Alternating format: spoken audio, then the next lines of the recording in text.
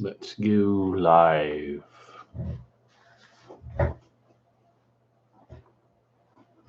Okay, he says I'm live, I'm centered.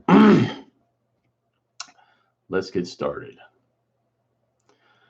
Good morning, nerds. It is August 10th. I am Troy Stegner. I will be bringing you all the nerdy news of the day that I can find. Let's jump right in. Let's start with Sideshow. Sideshow makes some really great detailed pieces. This one is no exception. It's a preview of the Alice in Wonderland statue based on the J. Scott Campbell's artwork. J. Scott Campbell makes some amazing cutie female type based artwork. This one, Alice in Wonderland, is going to go on pre-order August 16th. Right now, you can sign up to possibly win it for free and join the RSVP list. So I will have a link to this in the description. Beautiful piece. You have to check it out.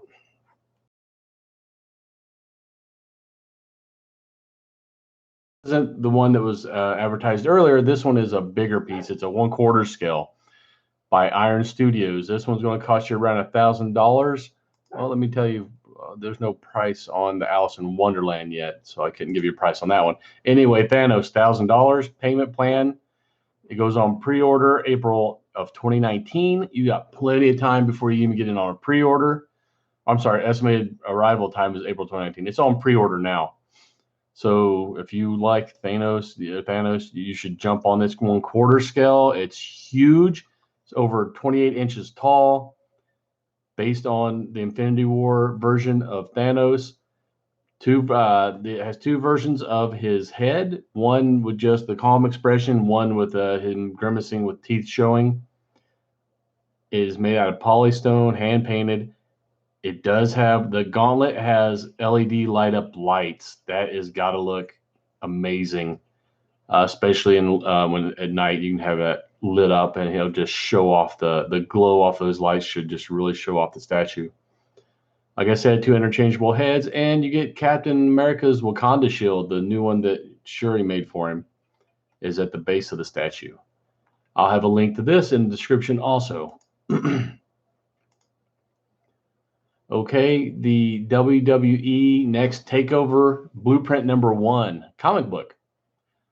WWE has tried to do comic books before, never really taken off. Now that they're with Boom Studios, it seems like Boom Studios is doing a really great job with the stories and the artwork.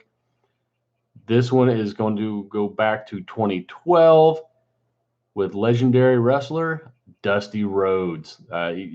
Back in my day, he was a fan favorite. Everybody loved Dusty Rhodes.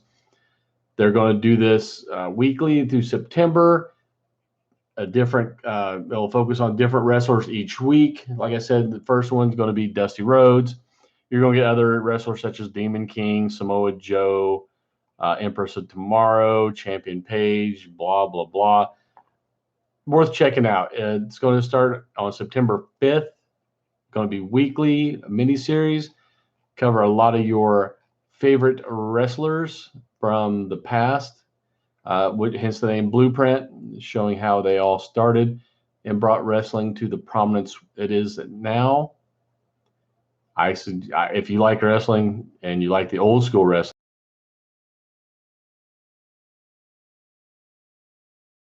a superhero heist movie.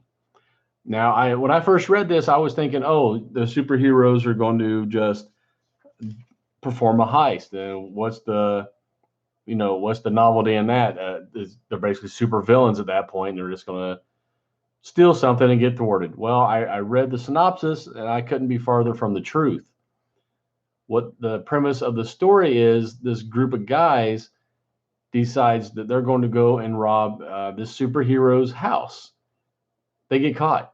So the superhero is going to stop them from robbing his house. This sounds interesting. I really want to see where they go with this. Is the superhero going to kill him? I don't know. I doubt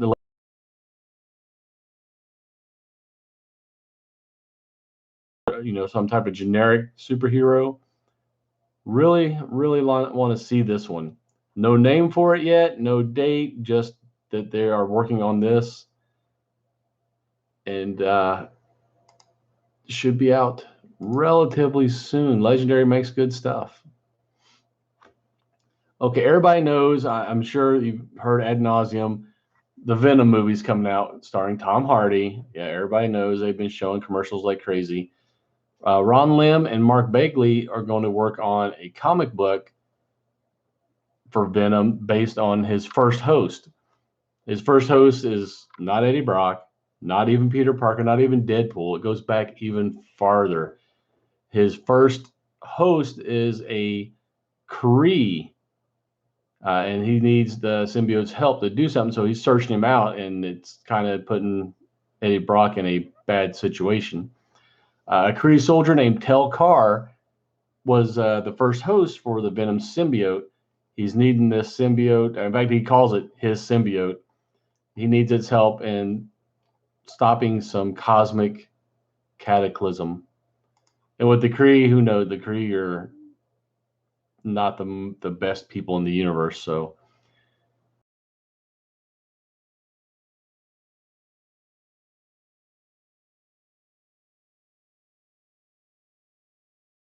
Orphan is trying to defuse the bombs placed on the kids by Karma. Batman's fighting Karma. Black Lightning comes and helps. And so, they have this little thing with Black Lightning pop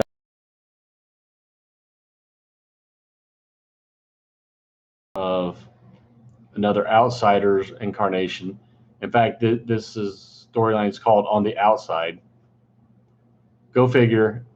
I'll be talking more about the Outsiders later. It's looking like we will be getting a reincarnated version of the Outsiders.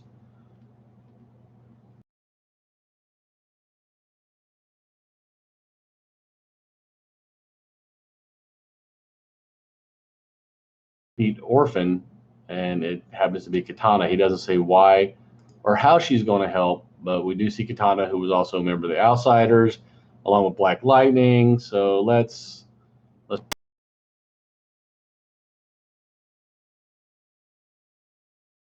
been playing PlayerUnknown's Battlegrounds or Fortnite, whatever you want to call it. They have a new gameplay mode called Dodge Bomb. It's a new event. There's going to be 3 10-man teams, 10-person teams. Doesn't have to be men. You get thrown into the countryside there with just a few items. You get 20 grenades, a Molotov, level 3 gear, and a frying pan. This is going to be like a winner takes all. If you get killed, you don't. It's not a knockdown. Once you're dead, you cannot be saved. It's a war mode event, which means respawns happen every 30 seconds. If you haven't played Fortnite, it's free to download. You can play it. It's a really fun game. There's a couple different modes you can play it in. I usually don't do very well. I finished somewhere in the middle. I think the best I've done is I finished 6th one time. Really good game. You can go around and completely modify almost the whole environment. You can build things, you can tear things down, pick up weapons. It's a really good game, and it looks like they just keep adding new modes to it to make it stay interesting. So download that one for free and check it out. Speaking of popular games, I haven't played this one myself, but I know everybody else has been. Cuphead. It's sold over 3 million copies. They are going to allow people to celebrate this. They're putting the game up at a discount for the next few days. So if you wanted to try Cuphead out but didn't want to pay full price, now's the time to do it. Go back and dig it up, download Cuphead, pay for it at a discounted price, and get to try a very hot game that 3 million other people like. Funko Pops, the toy that just won't die.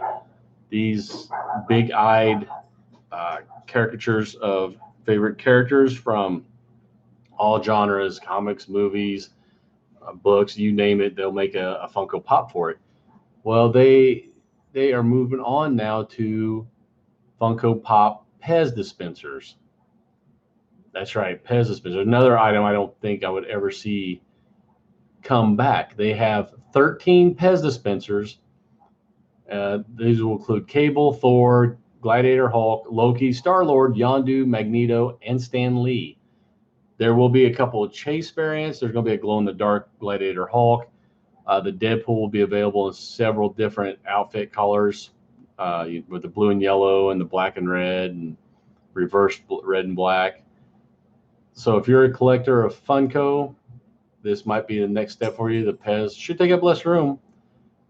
I'm not even sure if they sell the Pez candy anymore. I'm sure they do, but you can buy the Pez dispensers from Funko Pops. Capcom is releasing Monster Hunter World today. Actually, that was yesterday's, dated August 9th.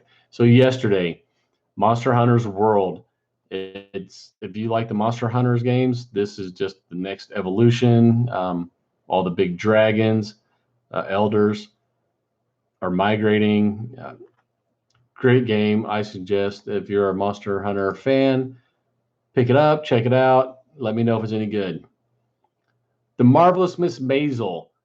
This show I think it was from Amazon, took me by surprise. I watched it because my DVR was empty and there was nothing else on. It was really good. It's based in the 1950s. A 1950s housewife who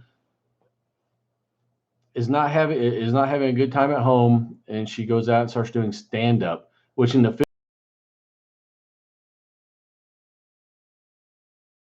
is doing her stand up, doing well with it. In fact, they even she even meets Lenny Bruce in season 1. It got 14 Emmy nominations. That tells you right there that it's a good show. It got picked up for season 2 and approved for a season 3. So we'll be seeing much more of Mrs. Maisel. If you don't believe me, go watch it for yourself. You can thank me later. It's a good show. When Nintendo gave out their information the other day about adding characters to Smash Brothers, one of the videos kind of showed Luigi getting the ghost knocked out of his body by a Grim Reaper and not being allowed to return to his body. So everybody was freaking out, thinking that Luigi had been murdered. Nintendo wants everybody to know that that is not the case. Luigi hasn't been murdered, but that's all they'll say about it. So if you saw that video and you were concerned, Nintendo is trying to reassure people Luigi is not dead. Don't worry. You haven't seen the last Luigi. Doom Patrol. I touched on this a little bit the other day. They've made their first casting. Well, I don't know if it's first. They made a casting choice of Joivan Wade for Cyborg. So it won't be Mr. Fisher, who played Cyborg in the movie, the Justice League movie. It's going to be a new character. He is going to be the one who kind of ties them all together, brings the guys together to form Doom Patrol. This is going to be, not sure.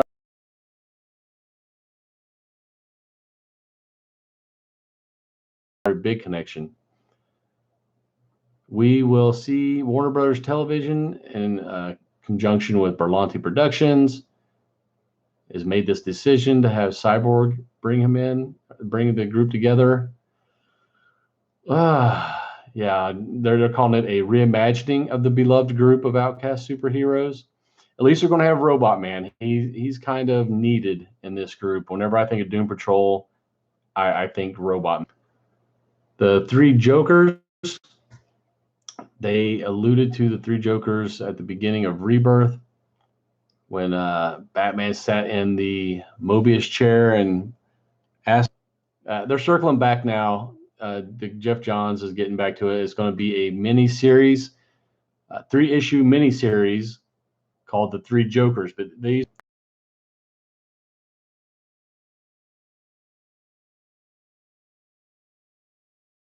things under this Black Label imprint. These aren't just small comics. I believe they said they're going to be 48 pages each. So you're going to get, 3 issues of 48 pages explaining what this whole deal with the three Jokers is.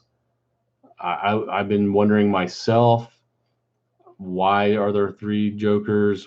What's the meaning? How's this going to relate to the DC universe? Why did Batman forget about it after that, not mention it in his comics again? Don't know. We will find out with 3 Jokers, Black Label imprint, DC. Live action Dora the Explorer, for those who care. They have cast Isabela Moner, I hope I'm pronouncing that right, to be Dora.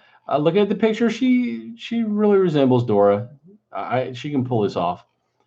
So you're going to have a live action. They're doing a lot of live action from movie or from cartoons and comic books and what have you, and songs, as like I told you yesterday.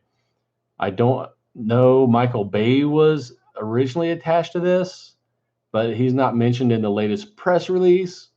I just can't picture Michael Bay doing a kids show like that, unless Dora the Explorer is going to have a lot of explosions and robots and stuff in it. I don't know. But like I said, latest press release doesn't have Michael Bay attached to it. We will find out more as the studio lets us know. Daniel Craig is announced. He is not going to be Mr. Bond after this latest, I believe, the 25th installment of the James Bond series. They're looking for a new James Bond. And they're saying it's about time we have a James Bond of color or a female. I'm happy with both. I'd be happy if it was a black female who played James Bond. I like the character. As long as you have a great actor portraying him, I'm okay with that. One of the top names, there's a few people they have slated.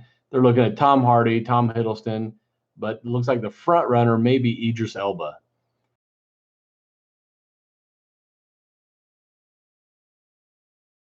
Dynamic actor. If anybody can play James Bond well, I think it could be him. I like him better than Hiddleston and Hardy. They're even mentioning Henry Cavill, James Norton, really, and Aiden Turner. No. Let's just go ahead and cast Idris Elba. They had issues when they cast him in Dark Tower as a gunslinger. I thought he absolutely killed it as the gunslinger. There's no reason why he couldn't be the next James Bond. In fact, I think he would be a great James Bond. Let's jump over to DC Comics again. Some characters are, they're becoming aware of their pre-Flashpoint existence. I'm not sure what this is going to mean for the DC continuity, but the latest one, besides Wally West, now Iris is starting to remember her pre-Flashpoint life where she was married to Barry Allen. I'm not sure what this is going to do to. It seems like a lot of these things are centered around the Flash universe. Maybe it's because of the Speed Force. But we will see what Iris remembering her prior life does to the DC universe.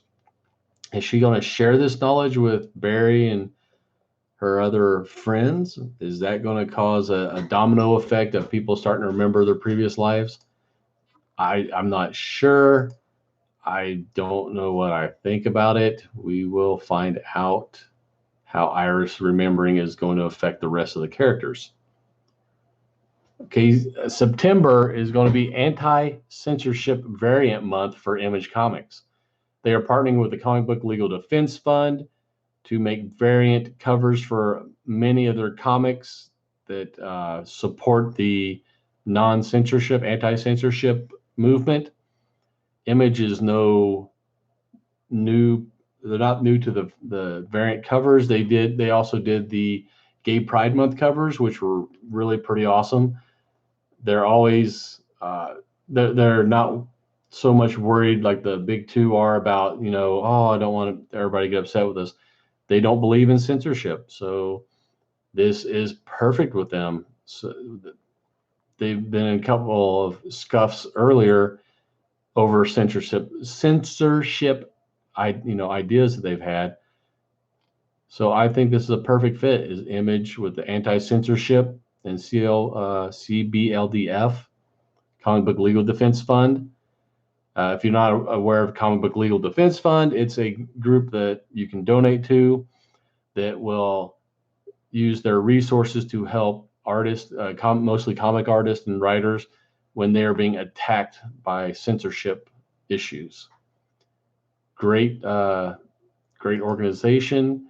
I hope this variant cover does them well, and I hope they make more money because I don't like censorship either. Okay, Tom Hardy. We've heard a lot of Tom Hardy lately. He's not just doing Venom. The guy is like a chameleon. His next role, I guess, is going to be Al Capone. He's going to be in the movie Fonzo. He's going to be Al Capone, but not the gangster, prohibition type Capone. It's going to be Capone after he had already been imprisoned and suffering from dementia, among other things. It looks interesting. It's a part of Capone's life you don't really see much about. It's not all romantic. So we will see Fonzo later in 2019. No date yet. He's probably, still finishing up Venom. Let's look to see how he pulls off Capone. If you've been watching The Gifted, season 1 focused a lot on Trask Industries, showing their connection to all the evil stuff going on in the Marvel Universe. Trask, if you don't know, is the one who invented the Sentinels, who were overused at one point, 80s, 90s. They just kept popping up, hunting down. They were relentless mutant hunters trying to eradicate the mutant scum, I guess, from the earth, according to Trask. They're going to switch gears in season 2. They're not going to concentrate on Trask. It's going to be another company that's not been disclosed, but they're also going to introduce some more characters. You're going to see the Stanford Cuckoos and a bunch of other characters from the comics and some that they have made up. It looks like a few that they will make for the show. So if you've been watching The Gifted, keep watching season 2. It's going to be they're not going to see Trask Industries. You're going to see a different company at the helm of evil in their storyline. Okay, Venom. With the success of the R-rated superhero movies,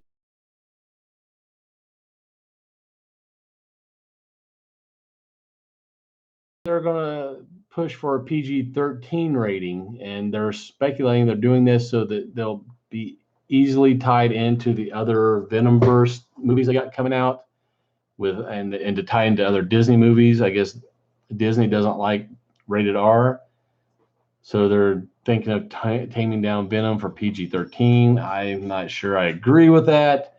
I think they should be true to the character and write him and let him be portrayed as he actually is.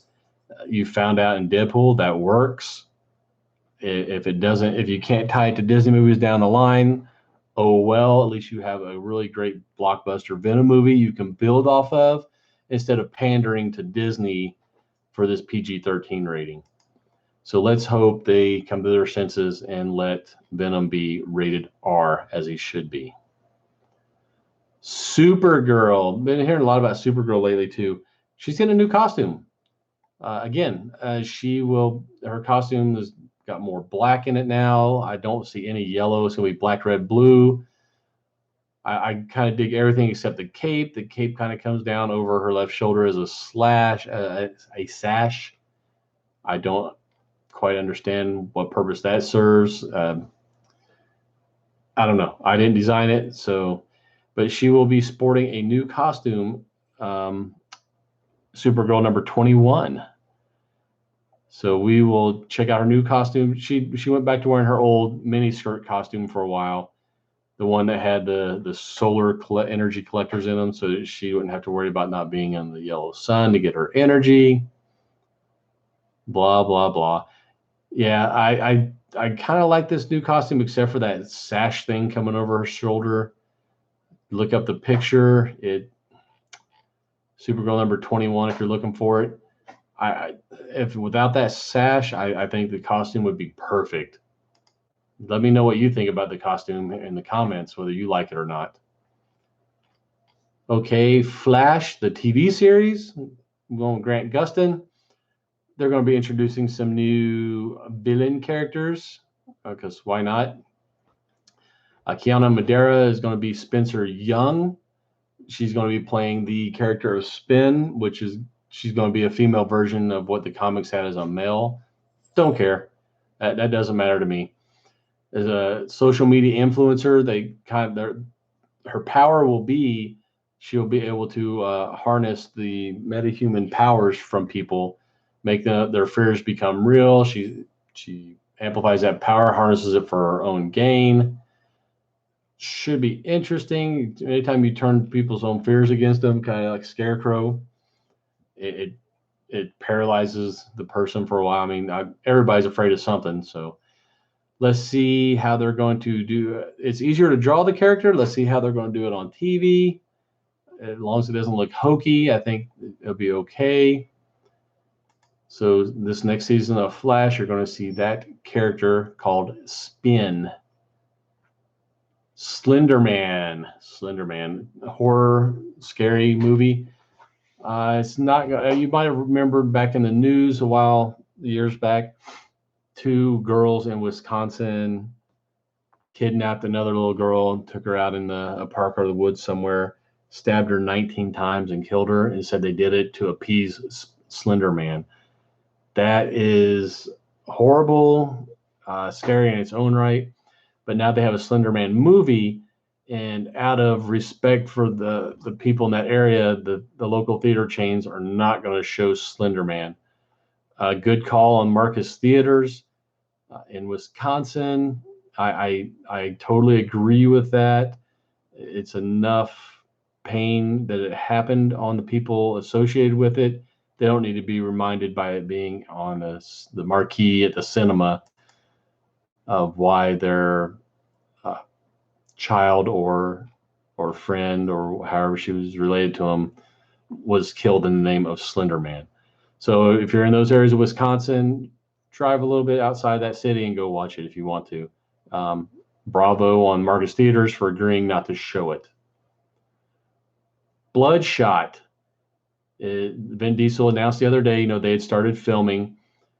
This I can't express the importance of this movie to the Valiant universe. Bloodshot, if you're not familiar with him, he was an ex-mercenary. His blood, as part of an experiment, I guess, his blood was infused with nanites. These nanites will go about to fixing anything inside him that gets destroyed. Also lets him kind of morph his look a little bit if he wants to. Makes him, it's almost like a healing factor, but not quite as technology based. So, whatever damage gets done to his body gets repaired quickly by these nanites.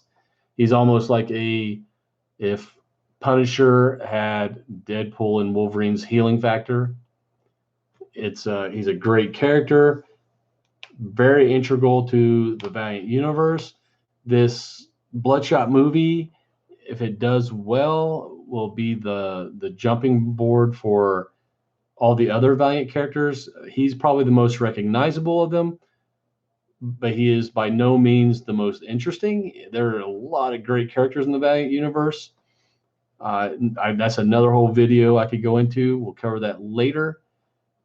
Bloodshot, they did wise, casting someone who is a big box office draw like Vin Diesel.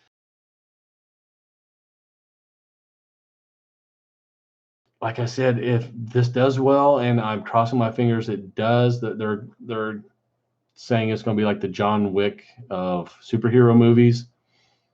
I love John Wick, so I hope they're right. And I hope this is the beginning of many, many Valiant Universe movies. They have so many stories to tell that people just aren't aware of. This may catapult Valiant up into the, top 3 or 4 comic book publishers, especially if they have a very successful movie based on one of their characters. Can't wait.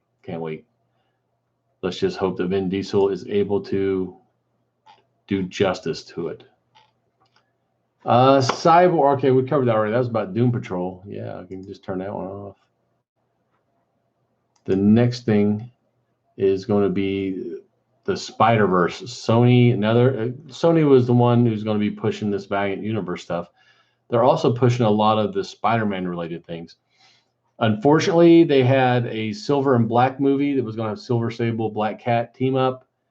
It got delayed, a script rewrite, and then finally they said, you know what, we're not going to do it. So the Black Cat Silver Sable team movie not going to happen. They are saying they want to pursue a Black Cat solo movie. I love Felicia Hardy. I love that Black Cat character. I hope they do a really good solo movie with her. They're also looking at a couple other characters to do Spider-Man type movies with. They're a little less known characters.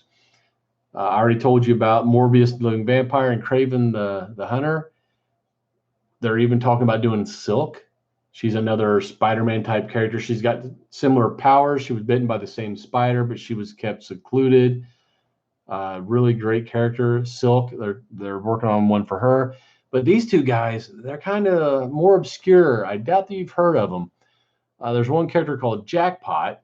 It's a 40-something-year-old woman named Alana Jobson, who she creates a formula to give herself superpowers, and it purchases the identity of a former superhero. That's a little weak. She created her own formula to give herself superpowers. Bought the identity of a former superhero. Why? Why don't you just create your own? Anyway, Nightwatch is the other one. This is a character named Kevin Trench. He witnessed a costume hero die in a battle with terrorists, ran and unmasked the hero and found out it was an older version of himself. Oh, what? Yeah, these two are supposedly in development. I am not sure I want to see those two movies. Maybe I'm wrong, and maybe the characters are more interesting than I remember. But I'd much rather see Morbius, Kraven, and Silk. So let's hope the Nightwatch and the other one are put on the back burner and done if it's a slow time in the movies. Because Batman is to begin filming in spring 2019. Ben Affleck is attached as producer so far. No word on whether he's going to reprise his role as Bruce Wayne / Batman. They're being very tight-lipped about it. The only thing they will tell us is it will not be based on year one. So you're not going to see the Batman year one story, and that's the only thing we know. The new Predator movie, the promo they released for it the other day, I told you earlier that it looks like the Chinese movie posters, we're going to have a female Predator. First time on the big screen that we're going to see a female Predator. It's also, we see in one of these trailers, the ultimate Predator. This is a genetically enhanced Predator. We find out they weren't just, they're alluding to the fact they weren't just coming around hunting for the sport of it. They were gathering DNA from all these species to try to pull out the strongest parts and infuse into themselves. This new ultimate Predator is all hulked up. He's a big boy. He's bad. Still very much recognizable as a predator, just as a big, mean predator that is hunting these other weaker predators because they feel they're an affront to the predator clan. Somehow they're on Earth and our mercenaries capture one.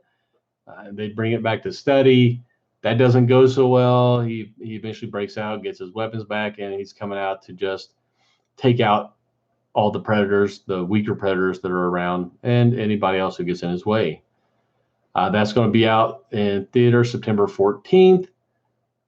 The story sounds okay. Should be Shane Black, should be a lot of action.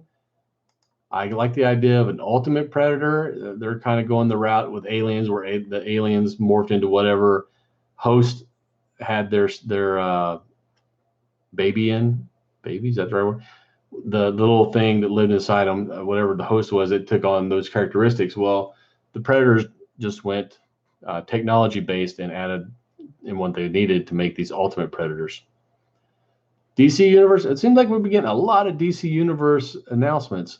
The Stargirl live action, a lot of the audition tapes came out, so we know that they're looking at having characters like Dr. Midnight and Hourman from the Justice Society. So maybe Stargirl is going to lead into a Justice Society spinoff in the DC Universe movies there.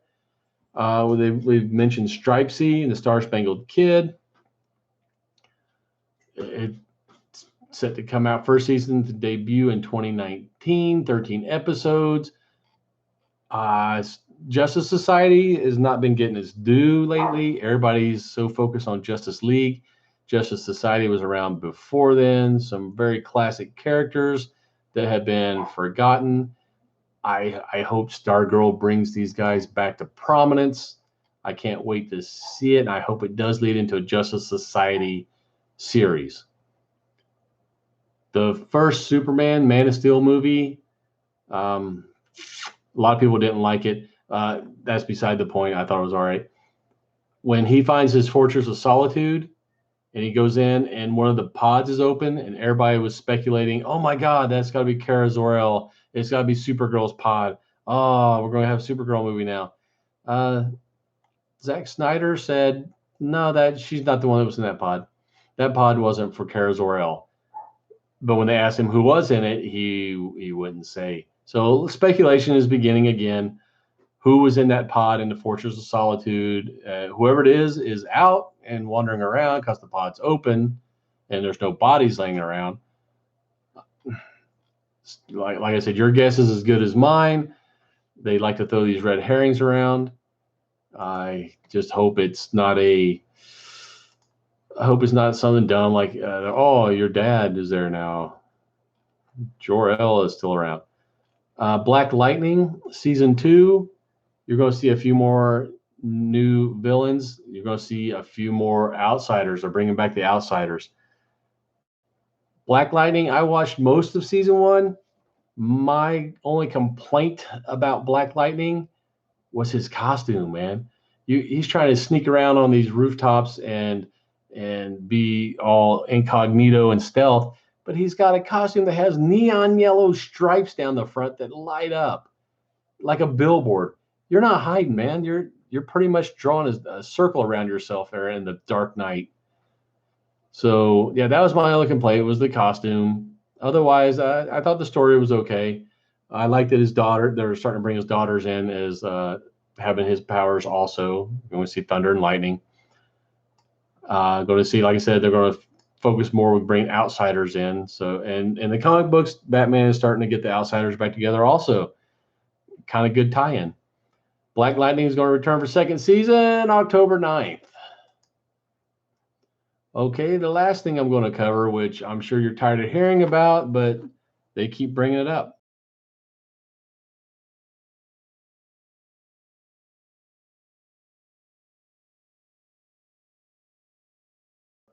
Joke tweets.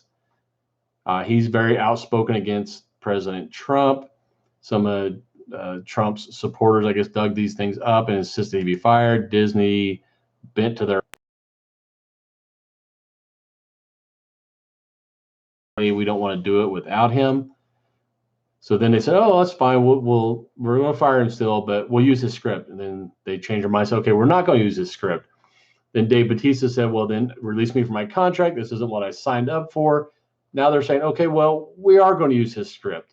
We just don't want him to produce them. We'll let him do maybe some other Marvel franchise movies.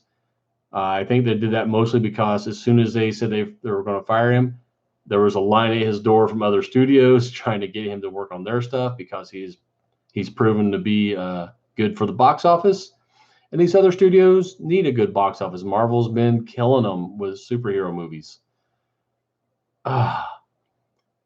So we will see where we go from here. It looks like they're going to use James Gunn's script, but just not have him direct or produce or whatever it is he does for Guardians of the Galaxy 3. That may change in the future. Let's see if Disney is going to bend to their whim or if they're just going to thumb their nose and hold these guys to their contracts. I'm not sure what kind of performance they'd put in with being unhappy with their contract, but Disney has the power to enforce it. Disney doesn't like to back down. They don't like to admit when they're wrong. We will see if James Gunn gets called back to work on Guardians of the Galaxy 3. That is all I have for you today. Please subscribe to this YouTube channel. Like this video. Leave a comment on this video. Good or bad, I don't care. If you don't like watching the videos, you can download our podcast at talknerdypodcast.com. You can also catch us over on iTunes. You can subscribe to us on iTunes, and if you do, please leave us a good rating to push us up farther into the iTunes ratings so we show up higher on the search. As always, I will see you guys tomorrow. Later, nerds.